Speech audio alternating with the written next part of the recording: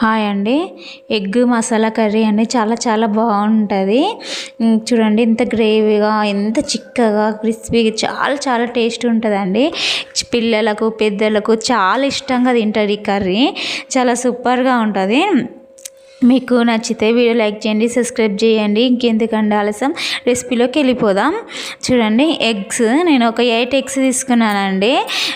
Salt వేసి ఉడికించుకుంటున్నాను. మూత పెట్టి ఒక 10 మినిట్స్ ఉడికించుకోండి, సరిపోతుంది.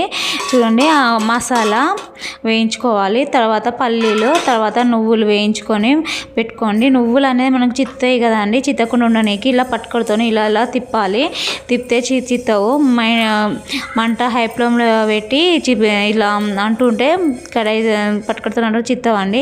ఆపితే చిత్తుతాయి, లేకపోతే మొత్తం స్టవ్ మొత్తము నువ్వులు అవుతాయి. చూడండి, ఆపిన ఎలా చిత్తుతున్నాయో చూడండి, ఇలా అయితే చిత్తవు.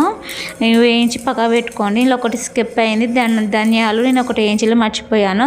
తర్వాత కడాయిలో ఆయిల్ వేసి ఆనియన్స్ వేసుకొని ఆనియన్ లైట్ బ్రౌన్ వచ్చేంత వరకు వేసుకోండి. కొంచెం సాల్ట్ వేసుకుంటే మనకి తొందరగా మగ్గిపోతాయి. చూడండి, నేను ఇందాక వేయించుకునేవన్నీ మిక్సీ పట్టుకుంటున్నాను. ఫస్ట్ మిక్సీ పట్టుకోవాలి, వాటర్ వేయొద్దు. నేను కొబ్బరి పొడి 50 గ్రామ్స్ తీసుకున్నాను, మళ్ళీ ధనియాలు 50 గ్రామ్స్ తీసుకున్నాను. అన్నీ 50 గ్రామ్స్ తీసుకున్నాను. చూడండి, సన్నగా ఇలా పట్టుకున్నాను. మనం ఫస్ట్ వాటర్ వేయొద్దు, అక్కడక్కడ గడకలు ఉండిపోతుంది. నిమ్మకాయ సైజు అంతా చింతపండు తీసుకొని అందులో వేసాను. చూడండి, ఆనియన్స్ వేగిపోయినాయి ఆ లోపే. మిగిలిన తర్వాత మిక్సీ ఉంది కదండి, అందులో వాటర్ వేసుకొని మెత్త పట్టుకోవాలి. మెత్త పేస్ట్లా అవ్వాలి. చూడండి, ఎలా పేస్ట్లా అయిందో ఇలా పట్టుకోవాలి.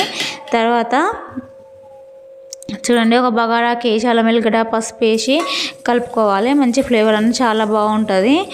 చూడండి ఎంత బాగుందో, ఫ్లేవర్ అనేది చాలా బాగుంటుంది. ఎగ్స్ అయినా ఉడికిపోతున్నాయి. తర్వాత ఆ ఉప్పు కారం వేసి తగినంత 2 స్పూన్స్ కారం వేసుకున్న, తగినంత ఉప్పు కారం వేసి మంచిగా కలిపి పెట్టుకోండి. తర్వాత ఈ పేస్ట్ని అందులో వేసేయండి. మనం రెడీ చేసుకున్న పేస్ట్ ఉంది కదా, అందులో వేసేయండి.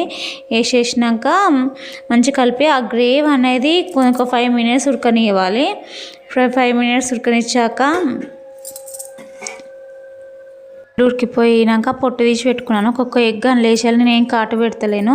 పెట్టకుండా ఏం పర్లేదు, బాగానే ఉంటుంది. చూడండి, ఆ గ్రేవీలో వేసేయాలి. చూడండి ఎంత బాగుందో. చూడండి, వేసి ఒక 5 మినిట్స్ ఉంచండి. కొత్తిమీర చల్లుకోండి. కొత్తిమీర లాస్ట్లో మనము కొత్తిమీర చల్లుకొని పక్కకు పెట్టేసుకోవాలి. సర్వ్ చేసుకొని తింటే ఎంత బాగుంటుందండి కర్రీ, చాలా చాలా బాగుంటుంది.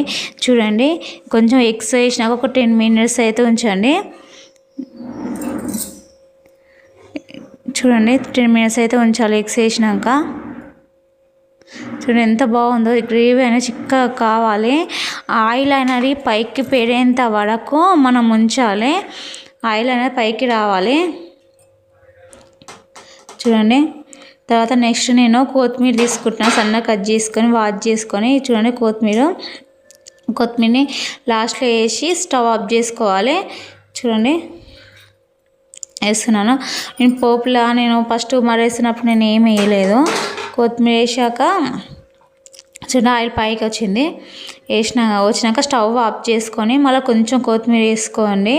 వేసుకున్నాక కలిపి మనం తినేయడమే. చూడండి ఎంత బాగుందో, చాలా చాలా టేస్టీగా ఉంటుంది, చాలా బాగుంటుంది. ఇలా చేస్తే అందరికి నచ్చుతుంది. పిల్లలకైనా చాలా బాగా నచ్చుతుంది. ఎప్పుడు మనం గుడ్లు ఉడకబెట్టి నార్మల్గా వండుకోవడం, ఇలాగైనా ఒకసారి అనుకుంటే తెలుస్తుంది టేస్ట్ ఎంత బాగుంటుందో. చాలా చాలా బాగుంది. మీరైనా వండి ఎలా వచ్చిందో నాకు కామెంట్ రూపంలో చెప్పండి. ప్లీజ్ సబ్స్క్రైబ్ చేయండి, లైక్ చేయండి. ప్లీజ్ నావి చాలామంది వీడియో చూస్తున్నారు కానీ లైక్ చేయట్లేదు, సబ్స్క్రైబ్ చేయలేదు.